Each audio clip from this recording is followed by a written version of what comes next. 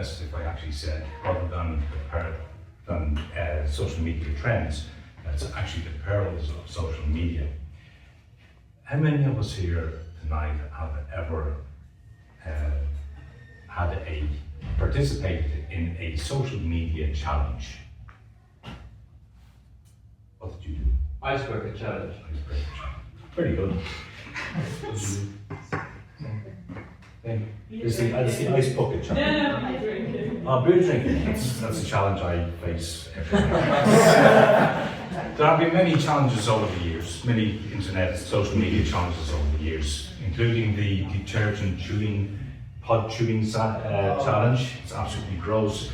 We've had the COVID challenge where people would literally lick door handles in order to contract COVID.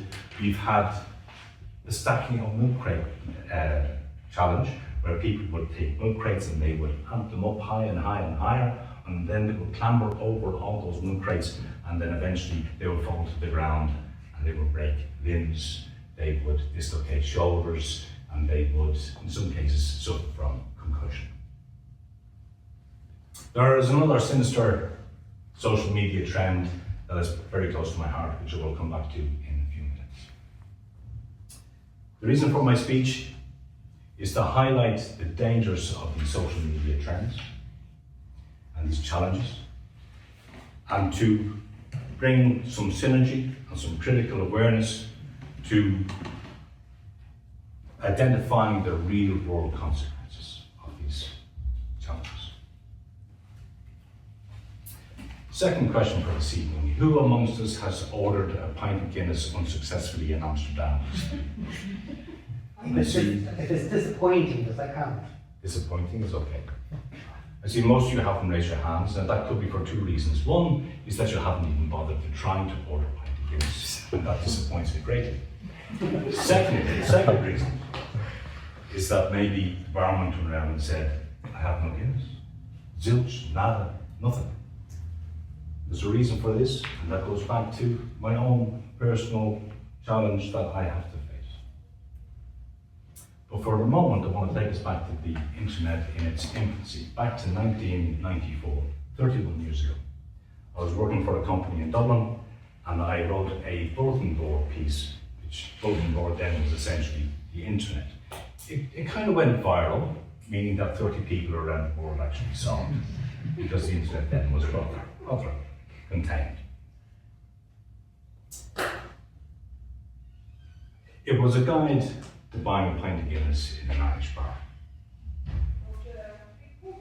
The first thing I did was I urged people to choose their bar carefully, because a pint of Guinness does not appreciate loud music, loud people, or bright flashing lights.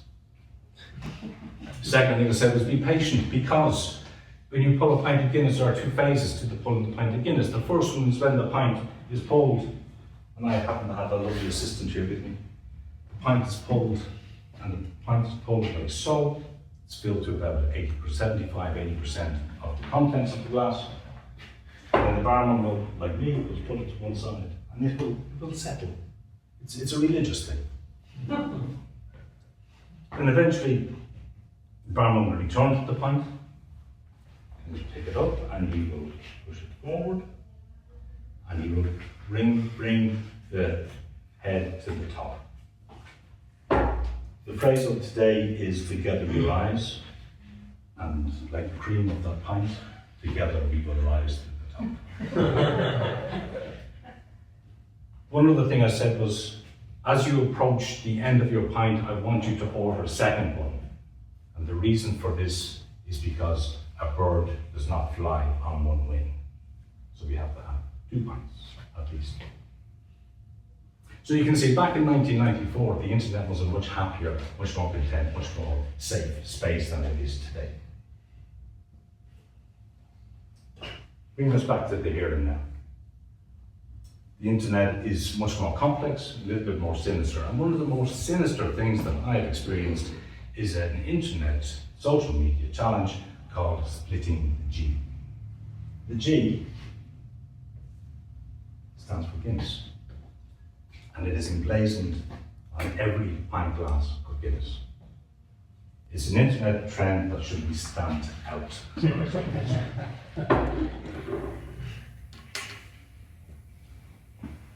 Youth, Guinness, like youth, is wasted on the young.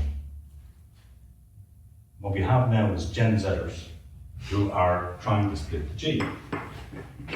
They are going into bars unaccompanied by a proper adult, and they are ordering pints of Guinness. And splitting the G is where pint is filled according to the protocol I've already laid out. And they raise the pint to their mouth and they take a big swig of the Guinness. And when they put the pint back down in the bar, the level of the Guinness should be in line with the middle of the G. As I say, it's wasted on the youth because they don't like it. This is the first time they've drunk Guinness, it's an acquired taste. So beer gets wasted. There's a brewery in Dublin, the biggest brewery in Dublin, the biggest Guinness brewery in the world, I should say. The second is actually Nigeria. That's another topic for another night.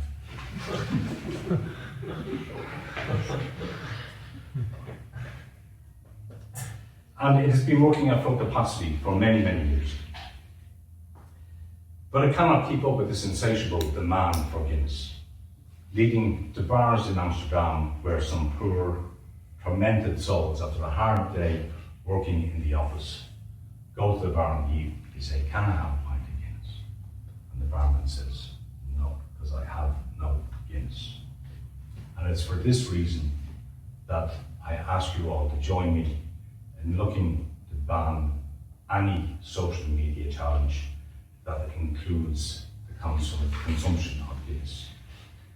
Thank you all very much.